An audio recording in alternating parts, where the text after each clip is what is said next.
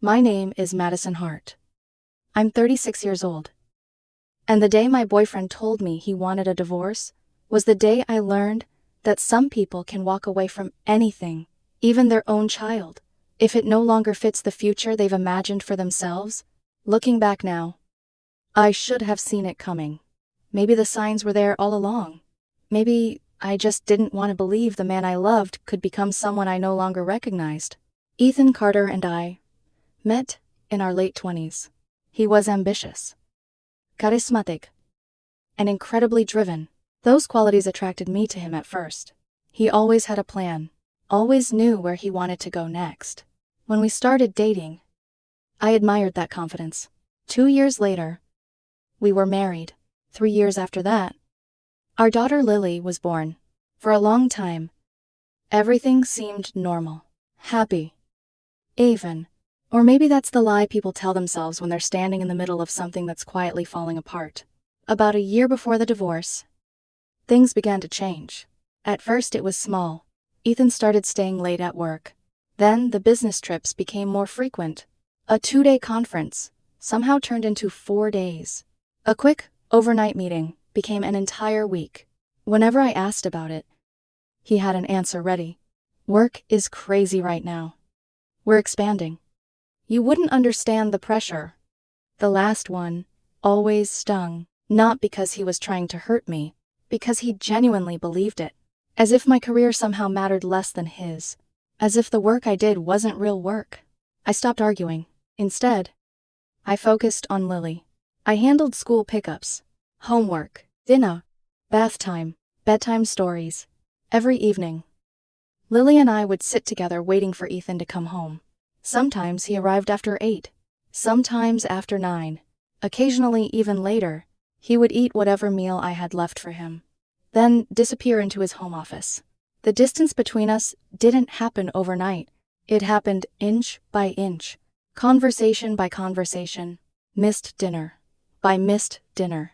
Until one day I realized we were living in the same house but existing in completely different worlds. 3 months before the divorce became official, Ethan finally said the words. It happened on a Saturday morning. Lily was spending the weekend with my mother. The timing wasn't accidental. Ethan had planned this. I could tell.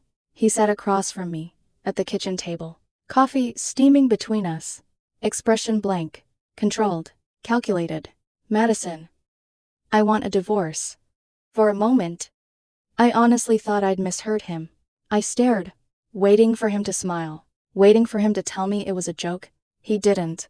My coffee suddenly felt heavy in my hand. What? I'm not happy.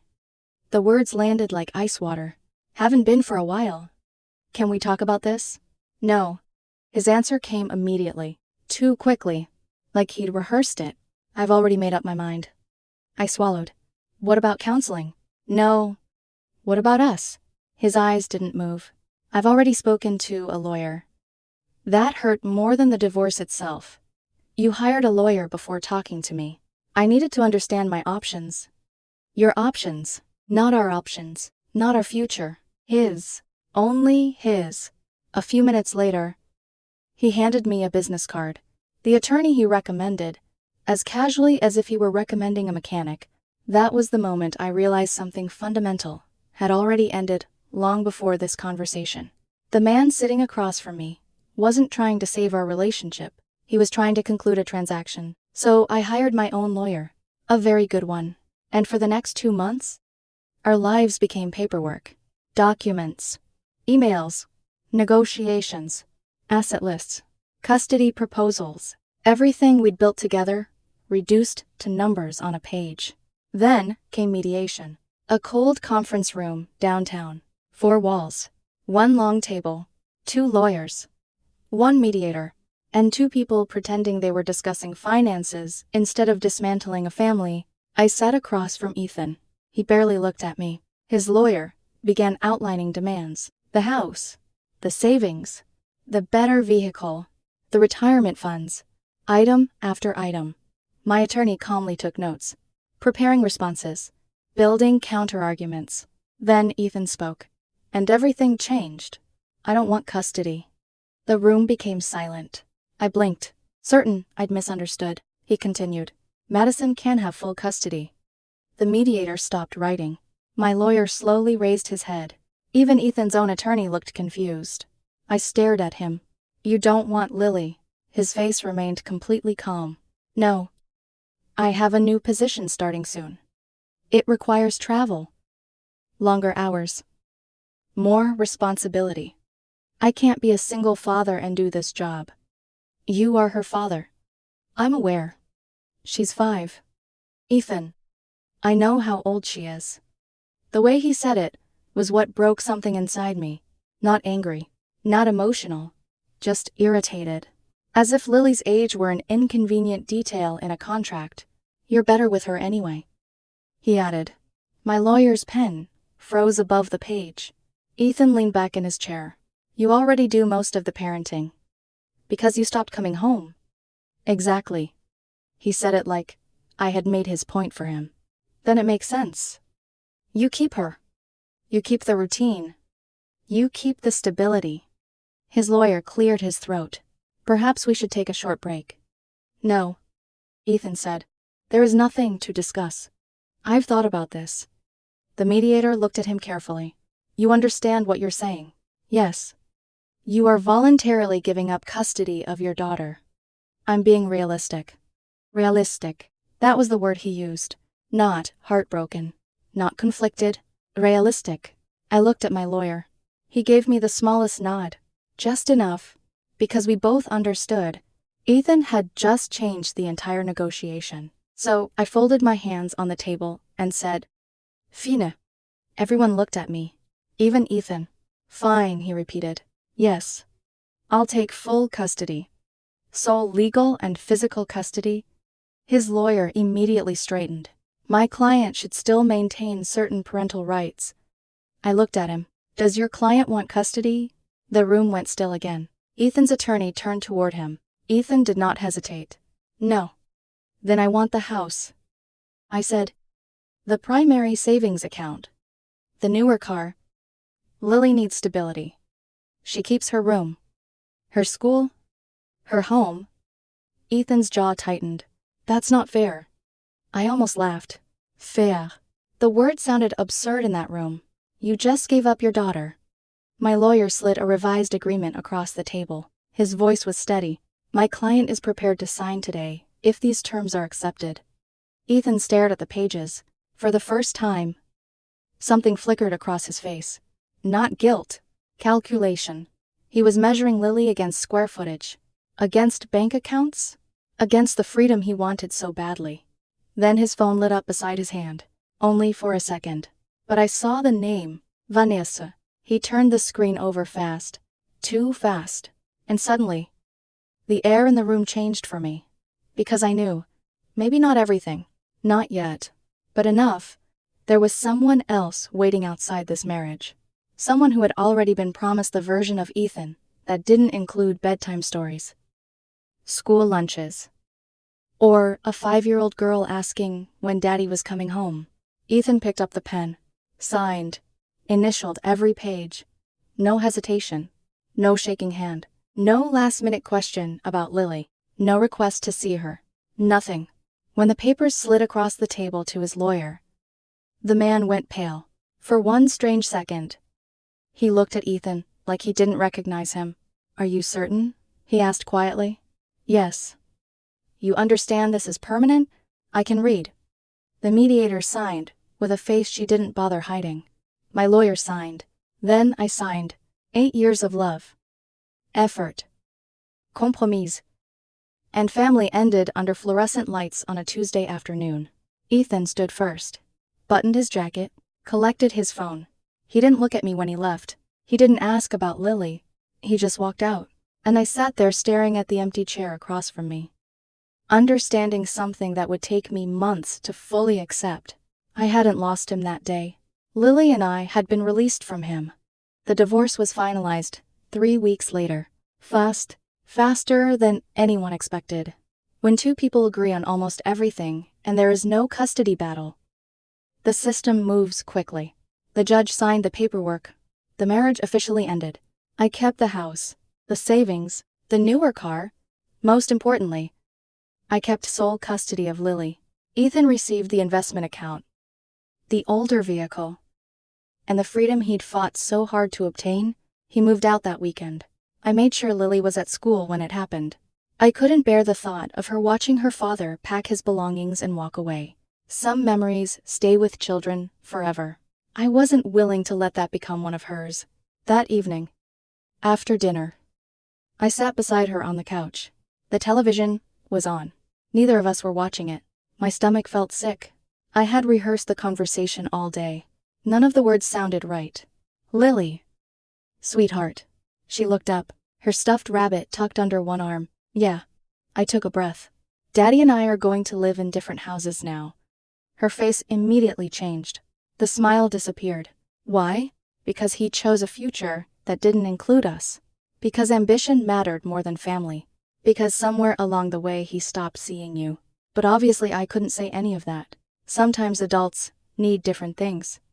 She thought about that for a long moment. Then she asked the question I had been dreading. When is Daddy coming back? The room felt smaller. I forced myself to smile. He's not coming back to live here. Oh. The single word nearly destroyed me. But you'll stay here with me. She nodded slowly. In my room? Yes. With my toys? Yes. Another pause. Then came the question that broke my heart completely. Does Daddy not love me anymore? I felt something crack inside my chest. A pain so sharp I could barely breathe. Children always find the truth, hiding beneath the explanations adults create. She had gone directly to the real question. The only question that mattered. I pulled her into my arms. Of course Daddy loves you. The lie tasted bitter. Because I honestly didn't know anymore. Maybe he loved her. Maybe he simply loved himself more. He has a new job that's keeping him very busy. She started crying. Quietly at first. Then harder. The kind of crying that comes from confusion instead of pain. The kind that hurts more. What did I do wrong? Nothing. Then why did he leave? My eyes filled with tears. You didn't do anything wrong. But he left. I held her tighter. You are perfect. Lily. She cried herself to sleep that night. I stayed in the chair beside her bed for hours, watching her breathe, watching the moonlight move across her room, wondering what kind of father chooses a promotion over a little girl who adores him, wondering how I had spent 8 years loving a man capable of that decision. The next morning, my phone buzzed. A text from Ethan. Is she okay? I stared at the message, then typed back. No. Several minutes passed. Another message arrived. What happened? She cried herself to sleep. 3 dots appeared. Disappeared. Appeared again. Finally, she'll adjust. I actually laughed. Not because it was funny. Because it was unbelievable. She'll adjust. As if he were discussing a schedule change. As if our daughter were a project timeline. I typed, she thinks you don't love her. His response came almost immediately. I do love her. Then why did you leave her? Several minutes passed. No answer. Eventually, another text arrived. This is what's best for everyone. No. I thought, not everyone. Best for you. I never replied. 2 weeks later, I learned the truth. The real truth. The truth that explained everything. I was making dinner when my phone rang. It was a mutual friend. Rachel. We'd known each other for years. Her voice sounded strange. Almost nervous. Madison. Can I ask you something? Sure. Did you know? My stomach tightened. Know what? There was a pause. Long enough for my heart to start racing. Ethan and Vanessa. The knife slipped from my hand and hit the counter. What about them? Another silence. Then Rachel Sahil. Oh my God. What? You really didn't know? Know what? Rachel. They've been together for over a year. The room tilted. For a second, I thought I might actually fall. What? His boss. Vanessa St. Clair. I couldn't speak. Rachel continued. I thought you already knew. I didn't. Everyone at the company knows. The words felt like punches. Every late night, every business trip, every canceled dinner, every excuse, every moment. All of it suddenly made sense. He got the promotion because of her, I asked. I don't know exactly how that happened. But they're together. Yes. For over a year. A year. A full year. While I was helping Lily with homework. While I was making dinner. While I was believing stress was causing our problems. He had already chosen someone else. Rachel sounded genuinely sorry. I thought that's why you divorced. No. My voice barely worked. He just said he wasn't happy. When the call ended, I sat alone in the kitchen. The house was silent.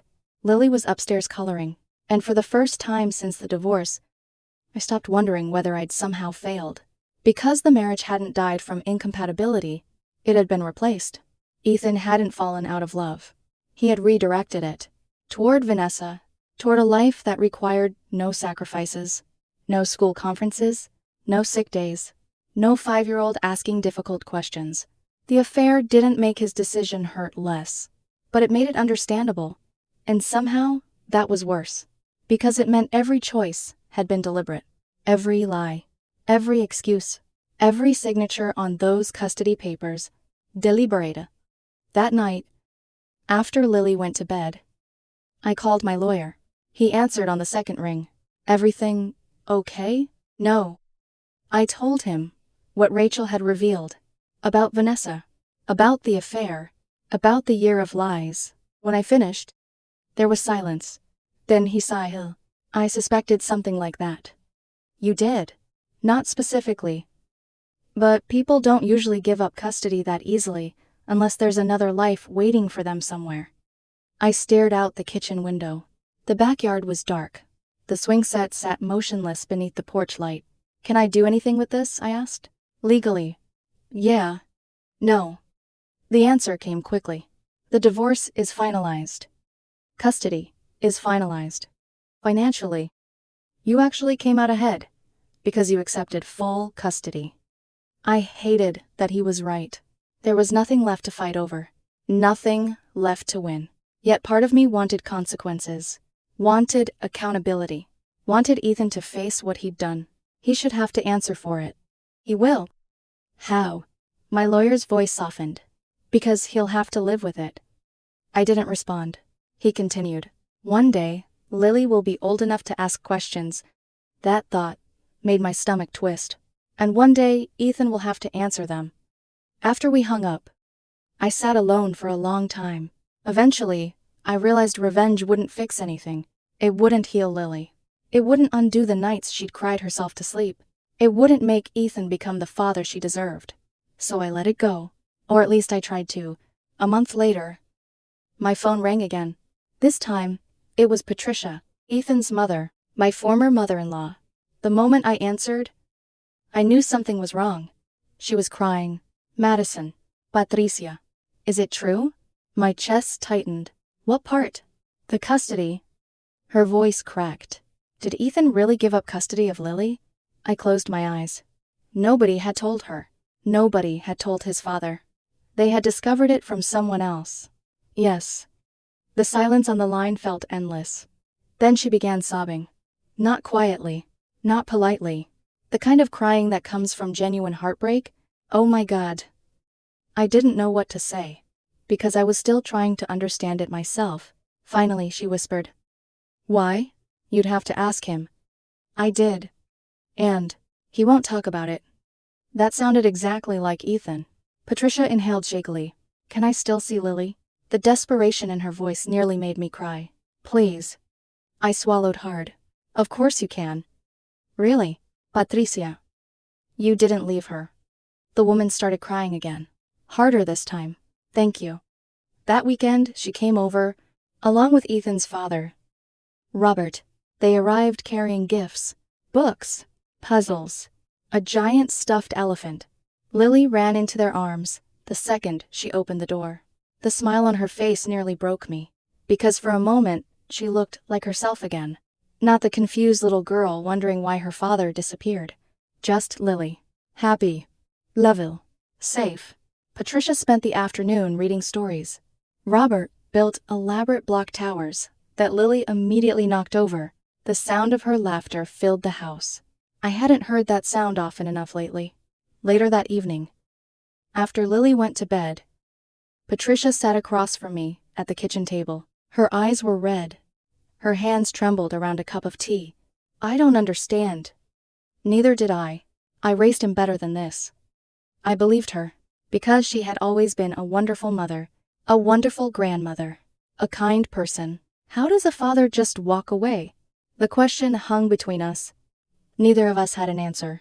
Eventually she shook her head. Robert and I tried talking to him. What did he say? That we're being dramatic. I laughed bitterly. Of course. That sounded exactly like Ethan. Patricia looked down at the table. He said plenty of mothers raise children alone. The statement irritated me immediately. That's not the point. I know. Tears filled her eyes again. The point is that he chose this. Yes, that was exactly the point. Not tragedy. Not circumstance. Not bad luck. Choice. Every single part of this had been a choice. Patricia reached across the table and squeezed my hand. I'm sorry. You don't have to apologize. But I want to. You didn't do this. He is still my son. I looked at her gently. And Lily is still your granddaughter. That made her cry all over again. From that point forward, Ethan's parents became constants in our lives. Every week, without fail, birthday parties, school events, dance recitals, family dinners. They never missed anything. It wasn't obligation. It was love. And Lily felt it. 3 months after the divorce, something happened I wasn't prepared for. I was taking Lily to a coffee shop after school. A small place near the park. Her favorite, the one with oversized cookies covered in pink frosting. We walked inside, and immediately froze. Because Ethan was standing near the counter. He wasn't alone. Vanessa was beside him. Tall, elegant, expensively dressed. The woman who had helped destroy our family. The woman worth more than a daughter. Apparently, for a second nobody moved. Then, Ethan saw us. His face changed instantly. Shock. Awkwardness. Something else. Something that almost looked like guilt. Madison. I nodded. Ethan. Vanessa shifted uncomfortably. Lily immediately moved closer to me. Her hand tightening around mine. Then Ethan looked down. At his daughter. The daughter he'd surrendered like an unwanted responsibility. Hi. Sweetheart. Lily didn't answer. Instead, she stepped behind my leg, hiding. The movement hit Ethan harder than any insult could have. I saw it happen. Saw the realization cross his face. His own daughter was afraid of him. Or worse, she no longer knew him. For several seconds, nobody spoke. The cheerful sounds of the coffee shop continued around us. Espresso machines hissed, people chatted. A barista called out someone's order. But inside our little corner of the room, everything felt painfully quiet. Ethan forced a smile. You've gotten so big. Lily remained hidden behind me, one small hand gripping my jacket, her eyes fixed on the floor. Vanessa glanced between us, clearly uncomfortable. Good. She should have been. Ethan took a small step forward. Can I talk to her for a minute? I looked down at Lily. She immediately shook her head. Not dramatically, not angrily, just firmly. No, the gesture hit me like a punch. Because children are honest in ways adults rarely are. They don't fake affection. They don't pretend trust exists when it doesn't. And Lily no longer trusted him. Ethan swallowed. Please. I kept my voice calm. I don't think she wants to. I'm her father. The words sounded hollow. Like he was reminding himself more than me. Before I could answer, Vanessa spoke. Ethan just wants to say hello. The audacity of it nearly made me laugh. Hello. As if months of abandonment could be fixed with a greeting. As if this were some minor misunderstanding. I looked at her. For a moment, neither of us said anything. Then I turned back to Ethan. She needed a father 6 months ago. His face tightened. Madison. No. I wasn't going to create a scene. Not in front of Lily. Not here. Not today. So I crouched beside my daughter. Do you want to leave? She nodded immediately. That was enough. I stood. We're going. Ethan looked desperate suddenly. A look I hadn't seen before. Wait. But I didn't. I picked Lily up and carried her toward the door. Behind us, I heard him call her name. Ons? Then again. She never looked back. Neither did I. In the car, Lily stared out the window. Quiet. Too quiet. Eventually, she spoke. Mom. Yeah. Sweetheart. Why doesn't Daddy live with us? The question again. Different words. Same wound. I tightened my grip on the steering wheel, because no matter how many times she asked, the answer never became easier. He chose to live somewhere else. With that lady. I glanced at her in the rearview mirror. Children notice everything. Yes. Lily looked down. Did I do something bad? My heart shattered all over again. No. Then why did he leave? I pulled into a parking lot and turned off the engine. Then I climbed into the back seat beside her. Because some conversations deserve your full attention. I cupped her face gently. Lily. Listen to me. She looked up, eyes full of uncertainty. You did absolutely nothing wrong. Then why? I took a shaky breath. Because how do you explain selfishness to a child? How do you explain that sometimes adults fail? That sometimes parents make terrible decisions? Finally, I said the only thing I knew was true. Because Daddy made choices. Bad choices. I smiled sadly. Some of them. She thought about that. Then wrapped her arms around me and whispered the words that nearly made me cry right there in the parking lot. I'm glad I stayed with you. I held her tightly. So on 6 months after the divorce, a letter arrived. I knew it was from Ethan's attorney before I opened it. My stomach immediately sank. The request was simple. Ethan wanted visitation. Regular visitation. 2 weekends every month. I read the document twice. Then a third time, trying to understand what had changed. For half a year, he had barely participated, barely called, barely showed interest. Now suddenly he wanted to be a father again. Something felt wrong. I called my lawyer. Can he do this? He can ask. And judges don't love parents who voluntarily surrender custody and then change their minds. That was comforting, somewhat. What would you recommend? I looked toward the living room. Lily sat on the floor coloring, completely unaware of the legal battle brewing around her. What is best for her? My lawyer paused, then answered carefully. That's the only question that matters. Exactly. Not what Ethan wanted.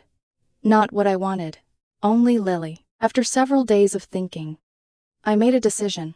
I wasn't willing to deny Ethan access forever, but I wasn't willing to let him walk back into her life whenever it became convenient. Trust had to be earned, especially with children. So we offered terms. 1 supervised visit each month. 2 hours. A neutral location. A supervisor of my choosing. His lawyer objected immediately. Called it restrictive. Called it unfair. My attorney's response was simple. Your client voluntarily surrendered custody. That ended the argument. The agreement was accepted. The first visit took place 2 weeks later. My mother agreed to supervise. The location was a park near our neighborhood. When Ethan arrived, he was carrying enough gifts to stock a toy store. Dolls, art supplies, books, games, everything expensive, everything unnecessary. Everything except the one thing Lily actually wanted. Consistency. My mother later described the visit to me. It was painful. How bad? She sighed. Ethan tried too hard. That didn't surprise me. And Lily. My mother looked sad. She was polite. Polite. Not excited. Not happy. Not affectionate. Polite. The word hurt more than I expected. Because children are polite to strangers, not parents. After 2 hours, my mother brought her home. I met them at the front door. Lily immediately wrapped her arms around my waist. Relief visible on her face. I knelt beside her. How was it? She shrugged. That alone told me everything. Later that night, after she'd gone to bed, my mother sat at the kitchen table. He cried. I looked up. Ethan. She nodded. In the parking lot after the visit. That surprised me. My mother stirred her tea. He sat alone in his car for almost 20 minutes. I remained silent. He looked broken. For the first time since the divorce, I considered a possibility I hadn't wanted to entertain. What if Ethan was finally realizing what he'd lost? Not the house. Not the money. Not the marriage. Lily. The little girl who used to run into his arms when he came home. The little girl who now barely knew who he was. and perhaps for the first time, that reality was becoming impossible for him to ignore. 1 year after the divorce, life looked very different. Not perfect, not easy, but stable, peaceful, safe. Lily was 6 now, older, visa, still carrying scars she shouldn't have had to carry, but healing nonetheless. The nightmares had stopped, the crying spells were rare, she laughed more, smiled more, and little by little, she began acting like a child again, instead of someone constantly waiting for a parent who never arrived. The supervised visits continued. Once a month, 2 hours. Every month Ethan showed up, usually on time now, sometimes early, always prepared, always trying. At first he brought gifts, then he stopped. I think he finally realized presence couldn't repair what absence had broken. So instead, he listened. He colored with her, played board games, read books, sat beside her at the park. The relationship slowly improved. Not dramatically, not magically, just inch by inch, like trust always does. Still, there were moments that revealed how deep the damage remained. One afternoon, Patricia called me after a visit. Her voice sounded troubled. What happened? There was a pause. Then she said, Lily called him Ethan today. I closed my eyes. For several seconds, I couldn't speak. Not because I was surprised, because I wasn't, because children eventually create language that matches reality. Apparently, Ethan had been helping Lily build a puzzle. He'd smiled and said, Good job, sweetheart. Without thinking, she'd replied, Thanks. Ethan. Not Dad, not Daddy, Ethan. According to Patricia, the entire table had gone silent. Even Lily realized what she'd said. But she hadn't corrected herself, because to her, it felt natural. That was the relationship now. A familiar adult, not a parent. When Patricia told me Ethan's face had gone white, I felt something unexpected. Not satisfaction, sadness, because no matter what he'd done, watching someone experience the consequences of their own mistakes in real time is never as satisfying as people imagine. Sometimes it's just tragic. Around that same time, I started hearing things, small things, rumors, whispers through mutual acquaintances, stories about Ethan and Vanessa. Apparently the perfect life wasn't so perfect anymore. The glamorous social media posts continued. Luxury restaurants, vacation photos, corporate events. But beneath the surface, cracks were forming. Vanessa traveled constantly. Ethan traveled constantly. Their schedules barely aligned. Arguments had become frequent. The relationship that had once seemed exciting was beginning to look exhausting. One evening, Rachel called again. The same friend who had told me about the affair. I heard something. I immediately knew who she meant. What now? Ethan and Vanessa are having problems. I laughed softly, not out of happiness, more out of irony. The entire situation felt absurd. Serious problems. Apparently, Rachel hesitated. People at the company think they might break up. I looked toward the backyard. Lily was outside with Patricia and Robert, running through sprinklers, laughing, being a kid, exactly where she should be. Meanwhile, Ethan was apparently fighting to save the relationship he'd destroyed his family to pursue. Life has a strange sense of humor. A few weeks later, something happened I never expected. After one of the supervised visits, Ethan asked to speak with me privately. My first instinct was to refuse, but something in his expression stopped me. He looked exhausted, not physically, emotionally, like someone carrying a weight that had finally become too heavy. We stood near the parking lot while Lily played nearby with my mother. For several moments, neither of us spoke. Then Ethan broke the silence. I owe you an apology. I stared at him. An apology. After a year, part of me wanted to laugh. Another part wanted to scream. Instead, I simply said, For what? His answer came immediately. For everything. The sincerity caught me off guard. He looked away. Toward the playground. Toward Lily. Toward the life he'd walked away from. I thought I knew what I wanted. I said nothing. Because this wasn't for me. This was for him.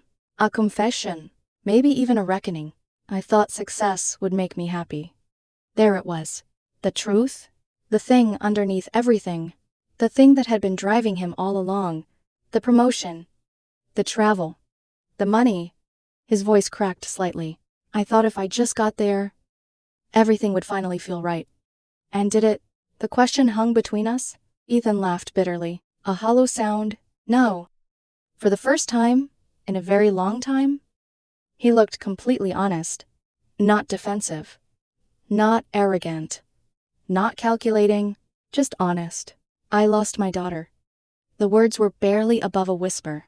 I followed his gaze. Lily was laughing as Robert pushed her on a swing, completely unaware of the conversation happening nearby. She barely knows me. I couldn't argue with that, because it was true. And because he already knew it, I thought I'd have time. His eyes filled with tears. I thought I could fix it later. That sentence hit harder than anything else, because it explained everything. Not malice. Not hatred. Arrogance. The belief that family would wait. That love could be paused and resumed whenever convenient. That children would remain exactly where you left them. He swallowed hard. I was wrong. Yes, he was terribly wrong. And some mistakes cost more than people realize. For a long moment we stood in silence. Finally, Ethan looked at me. Do you hate me? The question surprised me. I thought about it carefully. About the affair. About the lies. About Lily crying herself to sleep. About every difficult conversation. Every broken promise. Every wound. Then I answered honestly. No. His eyebrows lifted slightly. I don't. And I didn't. Not anymore. Because hatred requires energy. Requires emotional investment. Requires continuing to carry someone else's mistakes. I had stopped doing that months ago. I just feel sorry for you. The words weren't intended as an insult. They were the truth. Because Ethan had traded something irreplaceable for something temporary. And now he knew it. The realization showed on his face every single day. Eventually he nodded. As if he understood. As if he agreed. Before leaving, he looked at Lily one more time. Watching her laugh. Watching her run. Watching her grow. The daughter he loved. The daughter he abandoned. The daughter who had learned to live without him. Then he quietly walked away. A year ago, I thought winning meant getting the house, the savings, the custody arrangement. I was wrong. Those were just assets. Paperwork. Numbers.